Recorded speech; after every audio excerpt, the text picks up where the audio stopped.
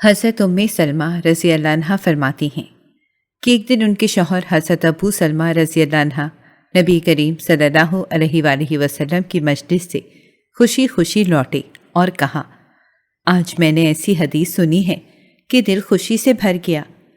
پھر انہوں نے وہ حدیث سنائی کہ جس مسلمان کو کوئی تکلیف یا مصیبت پہنچے اور وہ یہ دعا مانگے، اللہم اجرنی فی مصیبتی واخلف لی خیرا منہا، یعنی اے اللہ مجھے میری اس مصیبت میں اجر دے اور اس کے بدلے میں مجھے بہتر چیز عطا فرما، تو اللہ تعالیٰ اس شخص کو ضرور اجر بھی دیتا ہے اور اس کی مصیبت کا بہتر بدلہ بھی عطا فرماتا ہے۔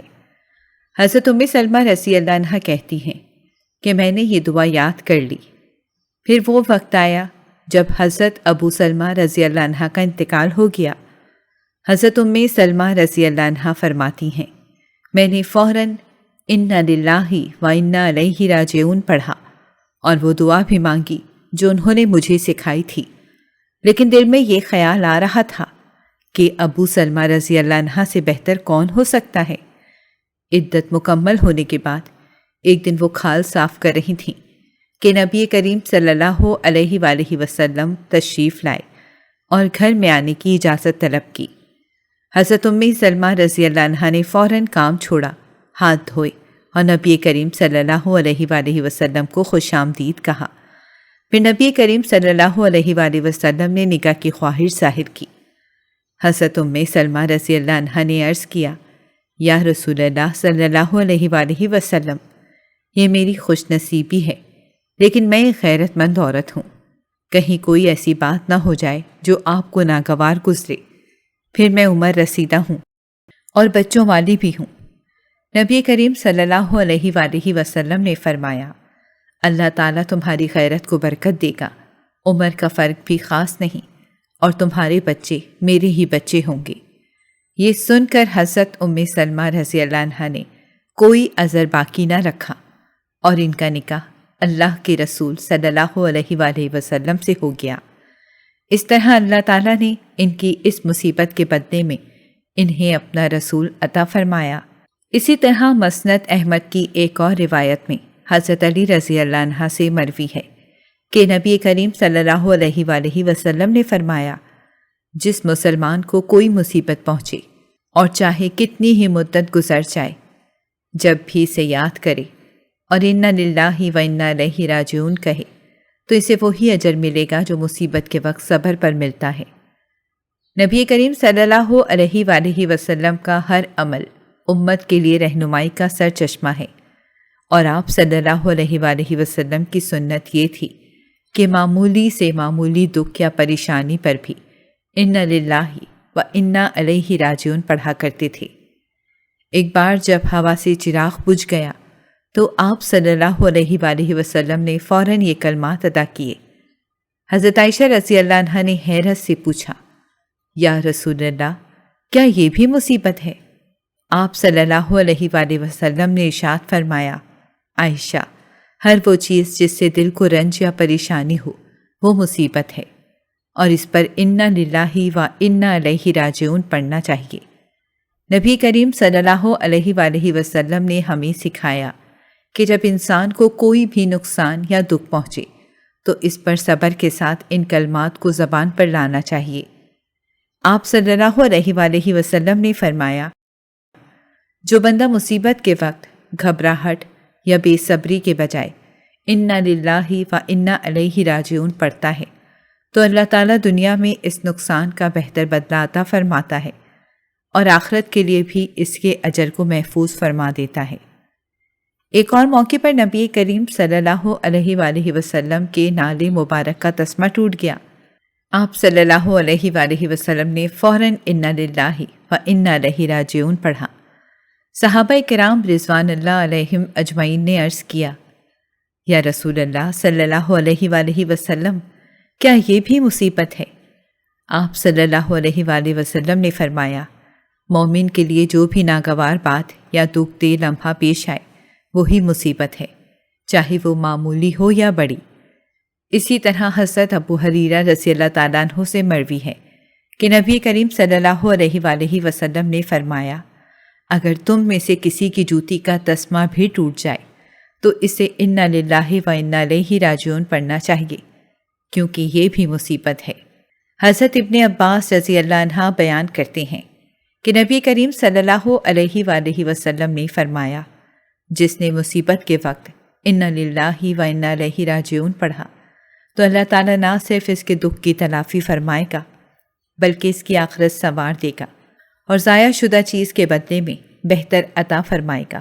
ابن ماجہ کی ایک نہایت مؤثر روایت میں حضرت ابو سنان رضی اللہ تعالیٰ عنہ فرماتے ہیں کہ میں نے اپنے چھوٹے بچے کو دفن کیا، جیسے ہی میں قبر سے باہر آیا تو ابو طلحہ خولانی نے میرا ہاتھ تھاما اور کہا، سنو، میں تمہیں خوشخبری دینا چاہتا ہوں۔ پھر انہوں نے نبی کریم صلی اللہ علیہ وآلہ وسلم کی حدیث بیان کی، اللہ تعالیٰ ملک الموت سے سوال کرتا ہے، کیا تو نے میرے بندے کی آنکھوں کی ٹھنڈک، اس کی جگر کا ٹکڑا یعنی اس کا بچہ چھین لیا؟ پھر پوچھتا ہے، میرے بندے نے اس پر کیا رد عمل دیا؟ ملک الموت عرض کرتا ہے، اے اللہ، اس نے تیری حمد بیان کی اور انا للہ و انا الیہ راجعون پڑھا۔ اس پر اللہ تعالیٰ فرشتوں کو حکم دیتا ہے، میرے اس بندے کے لیے جنت میں ایک گھر بناؤ اور اس کا نام بیت الحمد یعنی شکر کا گھر رکھو۔ یہ حدیث ہمیں سکھاتی ہے کہ صبر، رضا بالقضا اور اللہ کی حمد و ثنا کی برکت سے جنت میں عظیم انعامات ملتے ہیں، حتیٰ کہ ماں باپ کی جدائی جیسے کربناک لمحات بھی باعث قرب الہی بن جاتے ہیں۔ نبی کریم صلی اللہ علیہ وآلہ وسلم نے فرمایا ہے کہ جب کوئی بندہ کسی مصیبت یا دکھ کی گھڑی میں انا للہ و انا الیہ راجعون پڑھتا ہے تو اللہ تعالیٰ اس کی مصیبت کو دور فرما دیتے ہیں، اس کے انجام کو بہتر بنا دیتے ہیں اور بدلے میں اسے ایسی نعمت عطا کرتے ہیں جو اس کے دل کو خوش کر دیتی ہے۔ یہ الفاظ صرف ایک رسمی دعا نہیں بلکہ بندگی، رضا اور توکل کی عظیم علامت ہیں۔ جب بھی کسی نقصان، دکھ یا افسوسناک خبر کا سامنا ہو یا کوئی ناگہانی آفت آ جائے، فوراً دل سے انا للہ و انا الیہ راجعون کہنا چاہیے۔ اس دعا کا مطلب ہے کہ ہم خود بھی اللہ کے ہیں اور جو کچھ ہمارے پاس ہے وہ بھی اسی کا دیا ہوا ہے۔ اگر وہ واپس دے لے تو ہم اس کی مشیت پر راضی ہیں، کیونکہ وہی بہتر جانتا ہے۔ اللہ کا ہر فیصلہ حکمت اور انصاف سے بھرا ہوتا ہے اور جو کچھ بھی کرتا ہے بندے کی بہتری کے لیے کرتا ہے، چاہے ہمیں اس کی سمجھ فوراً نہ آئے۔ حضرت انس رضی اللہ عنہ فرماتے ہیں کہ رسول اللہ صلی اللہ علیہ وآلہ وسلم نے ارشاد فرمایا، جتنی بڑی آزمائش ہوتی ہے اتنا ہی بڑا صلہ اور اجر ہوتا ہے۔ اللہ تعالیٰ جب کسی قوم یا فرد سے محبت فرماتا ہے تو اسے آزمائش میں مبتلا کرتا ہے تاکہ اسے نکھار کر کندن بنائے۔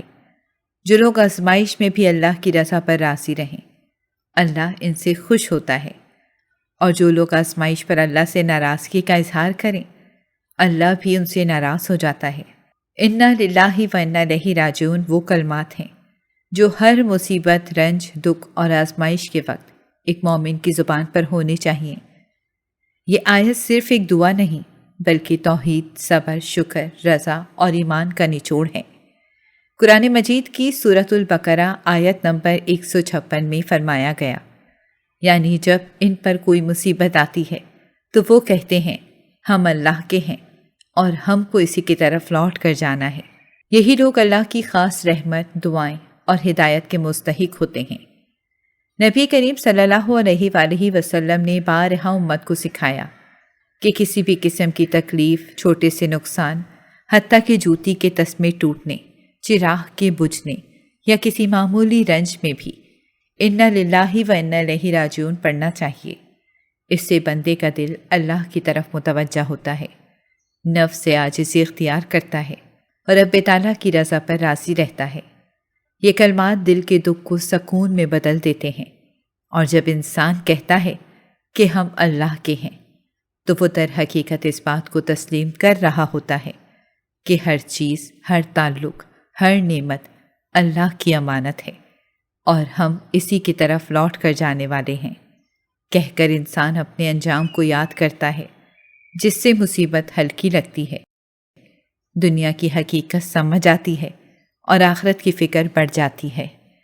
نبی کریم صلی اللہ علیہ وآلہ وسلم نے فرمایا کہ جو بندہ کسی مصیبت کے وقت انا للہ پڑھے تو اللہ تعالیٰ اس کو اس کا بہتر بدلہ عطا فرماتے ہیں۔ حضرت ام سلمہ رضی اللہ عنہا نے اپنے شوہر کے انتقال کے وقت یہی دعا پڑھی اور اللہ تعالیٰ نے ان کو نبی کریم صلی اللہ علیہ وآلہ وسلم جیسا شوہر عطا فرمایا۔ ایک حدیث میں آتا ہے کہ اللہ تعالیٰ ملک الموت سے پوچھتا ہے کہ میرے بندے کی آنکھوں کی ٹھنڈک، اس کے جگر کا ٹکڑا یعنی اس کا بچہ تو نے لے لیا تو بندے نے کیا کہا؟ فرشتہ عرض کرتا ہے اے رب، اس نے تیری حمد کی اور انا للہ ہی پڑھا تو اللہ تعالیٰ فرماتا ہے کہ اس کے لیے جنت میں بیت الحمد یعنی شکر کا گھر بنا دو۔ یہ کلمات بندے کے اندر صبر کی روح بیدار کرتے ہیں۔ جو اللہ کی رضا پر راضی ہوتا ہے اللہ اس سے راضی ہوتا ہے۔ آزمائشوں کا مقابلہ کرنے میں یہ دعا ایک ڈھال بن جاتی ہے۔ مصیبت جتنی بھی بڑی ہو، جب یہ کلمات دل سے ادا کیے جائیں تو دل کو سکون، روح کو قرار اور ذہن کو امید ملتی ہے۔ یاد رکھیں، یہ دعا صرف موت یا بڑے نقصان پر ہی نہیں بلکہ چھوٹے سے چھوٹے دکھ پر بھی ایک مومن کا رد عمل ہونا چاہیے۔ یہ ایمان کی علامت ہے، اللہ سے جڑنے کا ذریعہ ہے اور مصیبت کو نعمت میں بدل دینے والی کنجی ہے۔